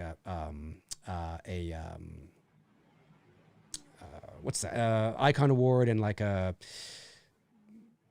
not a body of work award. Anyway, there's a few lifetime achievement kind of thing too. Anyway, that was cool. I mean, that's definitely something that you don't get to do every day. And I think what was cool about it was not just being there and seeing some of the people that, you know, you see, you know, some of the people that were there, but the fact that you were nominated. You know, I'm not just there hanging out. I didn't sneak in, or it's not like I'm there as a friend to somebody else. I'm there because I was nominated. You know, my name is going up on, you know, the big screen. So I think that's sort of where, you know, you pinch yourself a little bit and you're like, wow, this is really cool. You know, and at the end of the day, I mean, award shows are award shows and they mean fuck all, as long as you're happy and, you know, you're doing the thing and you're doing your work. But it's something that was cool for sure. I mean, I can't lie. That's kind of awesome, you know, to be there in that environment. So there's that, I guess, but, and then there's other shit. I'd have to think there's other stuff too. Like there's other shit and people I've met here in Toronto as well. So, but I should do a whole show on it really. But anyway, did I miss any Super Chats? D&T, got that one. I don't think I have. How are you for time? Because I know you have to go. Good, we can go till 9, 15 minutes, 9? And then we're good. All right, let's do that. I've got an early wake-up call, like extremely early wake-up call. I got to be at my thing at 6 a.m. and it's about a 2-hour drive, so it's like I'm getting up at 3 to leave at 4. That's crazy. But these are good paying clients, and I'm starting to get work again that I haven't had for like a year and a half because of COVID. So I'm like, I'll do it wherever you want me to be. I'll go and do it. Yeah, totally understand. That. Dusty Rose says, hey, D&T, love the cinematography, and it's me, Billy. Will you guys watch Titanic 1997 anytime soon? I'm gonna have to let go on that one. Yeah. I know Rose said she would never let go, but I'm gonna let it go. You're gonna let it go on that one. I mean, I'm sure we'll stumble across We'll watch one it day. Yeah, maybe on an anniversary day when we're in April. Maybe next April or something. Yeah. Cool. It's just a long movie. Shout out to Greg Bennett, who was our DP. Did a phenomenal job. Let me see here. What else we got? Michael Myers is in the house. He says, Dave, have you ever met Peter Cullen or Frank Welker? I have not. Why does that name sound familiar? Peter Cullen. Peter Cullen is Optimus Prime. I don't know the Frank name. Optimus Prime. Yes, that's right.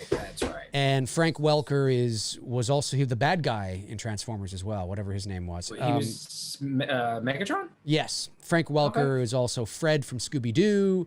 And Frank Welker's a legend in VO. I mean, he's done all sorts of stuff. I have not met either, but Peter Cullen, who's Canadian, by the way, he was it the 2018 or the 2019? One of the last times I was at the Voice Arts Awards, 2019 or 2018, he was being honored with an Icon Award, and he was there. And I remember, I didn't meet him, but I remember seeing him, but he had a lot of people around him, so I didn't bother to go up to him, but he was there for that. But Frank Welker, I have not met. I have not met Frank Welker, no. But I know people who've met Frank Welker. Ooh, there's a... Oh, wait, did you have one? No, you go ahead. Bishop Walters, Dave and Tony, Anthrax, Pantera, Rage Against the Machine, or Metallica? I got Anthrax. I don't fucking know. I would have to say Metallica. I mean, they're all great bands. I love listening to them. I definitely listen to most of those bands in my workouts. Yeah, I gotta go with probably. I'd say on a consistency, like when I'm not working out, I probably listen to a little bit more Metallica than I do the rest of them. But they're all really good bands. I don't know because I don't listen to any of them. So You don't listen to Metallica? No. Really? I mean, I know a couple of their songs, but I don't. Okay. I don't listen to them. So I would. I have to. I plead the fifth, and I default to Tony. I'll just say whatever Tony says. Hey, I won't do it tonight. I'll do it next week because I'm a week away from it. But I'm launching a new show. But I'll wait till I have it all set up and ready to go so that I can talk about it. Okay. The Conjuring 3. The Mix Show, the DJ Mix Show. Oh, that's right. You're doing some. Wow, Tony's Getting back into my DJ roots. Yeah. Getting back into the DJ roots, ladies and germs. It's just I had some friends up, and we friends from Florida came up to visit, and he brought some homemade moonshine, whiskey, but yeah, I got it. Anyways, and we were having quite a few that night, and we were just digging through all my records, and I don't know, they were just like, dude, why did you stop DJing? It's one, I don't like modern music. I mean, I don't like anything modern. Music for me ended about 2005, and I love everything going back, all the way back to like our parents' era of the 50s and stuff. And I just felt like nobody would be interested in it. And then I just like, well, I'm just gonna do a little feeler. So I created a show called Flashback Friday with 2 A's, and I started an Instagram account, and I started an account on Mixcloud. And Mixcloud, for those who don't know, it's like YouTube, literally like YouTube.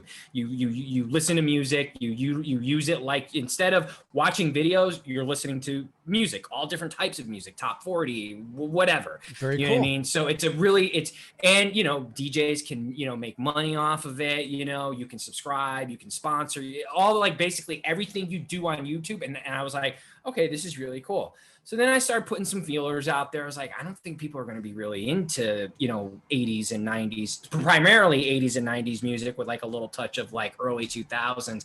Because I just feel like, people are listening to more modern stuff. And my friends were like, no, dude, do it, just whatever. And I was like, you know what? Fuck it. You're right. So I was like, I'm just going to do it. And I thought that, it would be another great way for me to generate revenue to contribute. Like if you do subscribe and you sponsor the show, and it's not like it's a lot of money. It's like $2 or whatever that people sponsor you. Like, do we get to hear your voice as well? Is it kind of like No, it's just mixing. Show? It's just like, just mixing. Okay. I may evolve to that. Cause you can do that. That's what's really cool on the platform. You can evolve it to a radio show, but for now I'm just going to go back to my mixing, and what I was doing back in the day when I was on the radio stations and whatnot. Right. And just mixing all different types of genre, not just hip hop music, but just pop, top 40 pop, rock music, all that fun jazz, 90s grunge and whatnot into a 45-minute hour set every week on Fridays. That's why it's called Flashback Friday. Yeah. Like you were saying earlier tonight too, and it's very true. It's just another creative outlet for me. When I'm in between horror shoots and I'm not doing a horror themed photo shoot, this for me is just something that I love music. I've been around it all my life. It's been a big part of my life, going back to when I was a kid with my dad, who was a DJ, and he's the one who laid the foundation for that for me. And then I kind of went into my own with it. And my friends were like, bro, just fucking do it. And then after like 3 freaking, what do you call those glasses? They're not wine glasses, but they're, oh crap. They're like I don't know, you do put moonshine in them, but it's oh man, I'm forgetting the name on it. Anyways, after about like 5 of those of his homemade whiskey glasses and totally drunk, I was like, I'm gonna do it. And then I opened up my mouth and started promoting it on Instagram. I saw that. I'm really gonna have to do it. Yep. Oh shit. So then I started contacting like all my old radio people, and like I contacted this woman who used to make intros for my show back when I was working for 95.5 The Beat in Atlanta. And I was like, hey, could you help me out and make some intros and some segues for me so that like if I'm transitioning from a slow BPM song and I want to go into a fast BPM song, she can make a sweeper for me. A sweeper, in essence, I'm sure you've probably done a few of these for DJs, right? And radio stuff. Yep. You're listening to da da da da da on Yep. da da da da da and bing, and then Yep. you go into your whatever. So yeah, I'm super excited about it. And then people started following me on that new Instagram account and started DMing me like, hey dude, I'm super excited. I love the 80s. I love the 90s. I love that genre of music. I'm like, well, fuck me. Okay. I guess I'm going to do it. Dude, let me know where can I hear it or where? When it's on June 25th is going to be the first day because I'm waiting for PJ, the girl, to finish. She said she's going to have all the stuff made for me by the end of this week. So once I have all that, then I'm going to launch it on the first show on Friday. Yeah, I'll send you the link on Mixcloud. Dude, I want to fucking listen to this shit. Get me pumped up. And like I said, it's I could go in from Cruel Summer by Bananarama into Nelly's Hot in Here into Nirvana. You know, like that's what the flavor of the show is going to be. It's not going to be, I mean, there might be a week or two where I might just say, you know, I'm going to do a hip hop old school week and just do hip hop, you know, whatever, or techno, go into like some old school techno stuff. Just all the music that you and I grew up with and stuff that, you know, like, you know, from maybe occasionally throw in a song from like the 60s, you know, from our parents' generation once in a while. But definitely primarily the 80s and 90s and the early 2000s, because like, listen, I'm not knocking you youngsters out there who listen to your music today. I get it. This is your generation of music. I just can't fuck with it. Like I don't like it. Yeah, it's like, funny. I just like it's don't true. like it. And I'm not trying to be that old guy, you know what I mean? Like, your music. No, I'm not saying your music sucks. Your I'm music just saying, sucks, fucker. No, not at all. Like it's your generation's music and you gotta, you know, but I just like, I've tried to listen to new music and I'm just like, I can't do this. Like, no. Yeah. No. Whenever I am in my car, I have Sirius XM, right? Yeah, okay. Yeah. And I am literally bouncing between 50s on 5, 60s on 6. Yes, 50s on 5s is good. 50s on 5, 60s on 6, 70s on 7, 80s on 8, 90s on 9, and then there's the 2K channel. But out of those, 5, 6, 7, 8, 9, 10, out of those 6 channels, I'm actually really only 50s on 5 to like 80s on 8. Like, I mean, I'm in there. I'm sometimes I'm in the 90s too, but I find I'm most of the time I'm like, yeah, I'm listening to old shit, 80s shit. I don't know what it is. That's all I listen to. I don't like fucking listen to anything today. I just don't. None. And it's not to say that there isn't a good song out there. Every now and then a song will come along and I'm like, oh, that's pretty good. But I just don't. I just, and maybe if I had kids, I don't know, maybe I'd know more of the songs that are out there, but fuck, I don't know. I'm just fucking, the other day I was in my car and 80s on 8 and fucking Walk Like an Egyptian by the Bengals came on and I'm just like, yes! Yes! Susanna Hoff! Yes! And I turned that fucking shit up and I'm driving around girl. and I'm sure it looked ridiculous. You know, I got this Shoot, you should see Challenger and dude, people like in Starbucks the other day, Belinda now I love Susanna Hoff from the Bengals, but Belinda Carlisle, that's my girl. That is my girl. Isn't she the one that's like turn around? No, is that she's her? Heaven's a Place on Earth. Heaven's She's a also Place from on the Go-Go's. Right, she was the lead singer of the Go-Go's as well. Right. So Heaven's a Place on Earth. Yes. That came on in Starbucks the other day. That's a fucking great tune. I started wiling out in Starbucks when I heard it. I was like, yes, this is my girl. This is my jam. Yes. I'm loving this right now. So yes, do it. Yeah. The show's called Flashback Friday with 2 A's. I did create an Instagram account for now, it. why with 2 A's?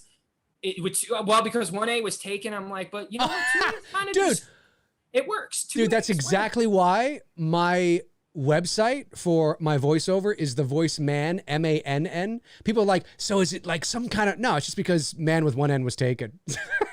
Yeah. That was it. I was like, well, I couldn't do 1A. Yeah. So I was like, well, screw it. I'm just going to do 2 A's. And it just worked. I was able to get it on Instagram and I was able to get it on Mixcloud. And people will think it means something. And maybe it does. Yeah, it was just, it was just kind of like, well, Flashback Friday, what I mean? Friday. And I got to give credit to my buddy's wife because she came up with the name, and I was just like, because I was struggling, like, what would be a cool name since this is the genre? She's like, well, you're gonna do it on Friday, just Flashback Friday. I'm like, yeah, I love it. That fucking makes sense. Like, Flashback Friday. I'm in.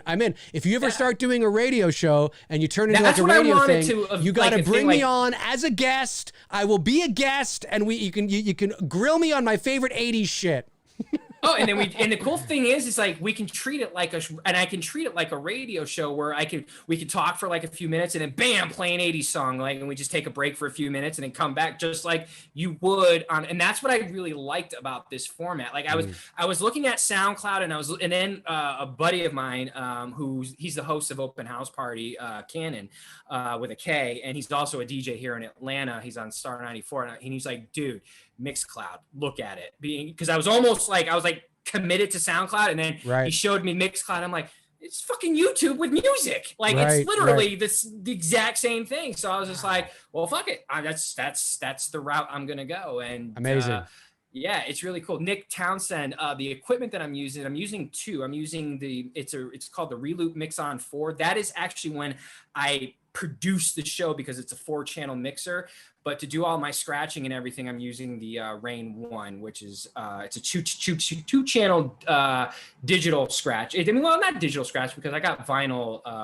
I had special vinyl tops made for it so that I can scratch and do all my stuff right. But for the actual producing part of it, I wanted 4 channels because I want to have 4 things going at once. I wanted the sweepers to be able to be playing simultaneously with the songs and stuff. So cool stuff, man. Well, I wish you the best of luck with it, and I know you'll keep us posted.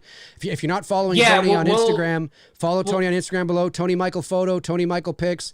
Tony Michael Pics is gone. It's gone. That's gonna be gone. So next week we'll update and we'll put the Flashback Friday underneath there. Okay, then I'll update your thing there then for sure. Yeah, and whatnot. And yeah, I don't. You know what I'm doing? It's for fun. It's for people who like that type of music. And yeah, I mean, if it gets to a point where I can start doing like a Friday night radio show and have you come on and we're just hanging out, shooting shit, playing 80s music and stuff, like that would be fucking cool as hell to do. I'm down. You know, talk about horror films and whatever. Yeah, whatever. You know? Yeah, maybe what 80s songs in horror films.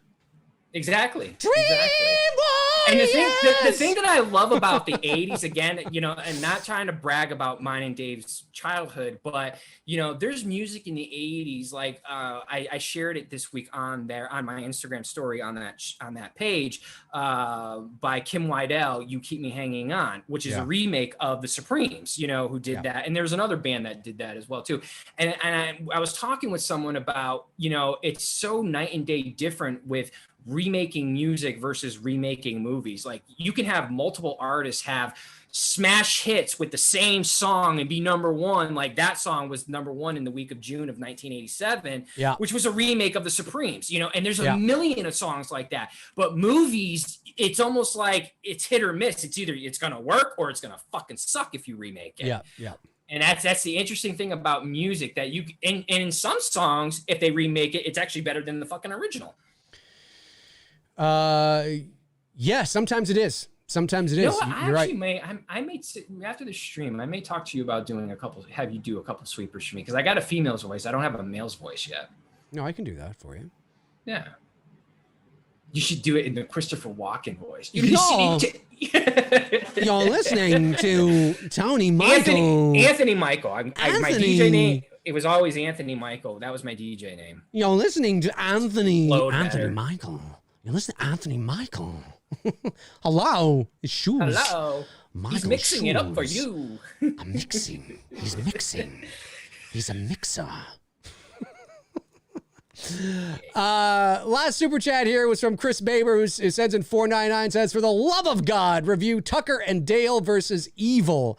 Tucker and Dale versus Evil. I still have to see it. I haven't seen it. Yet. I still got to see it.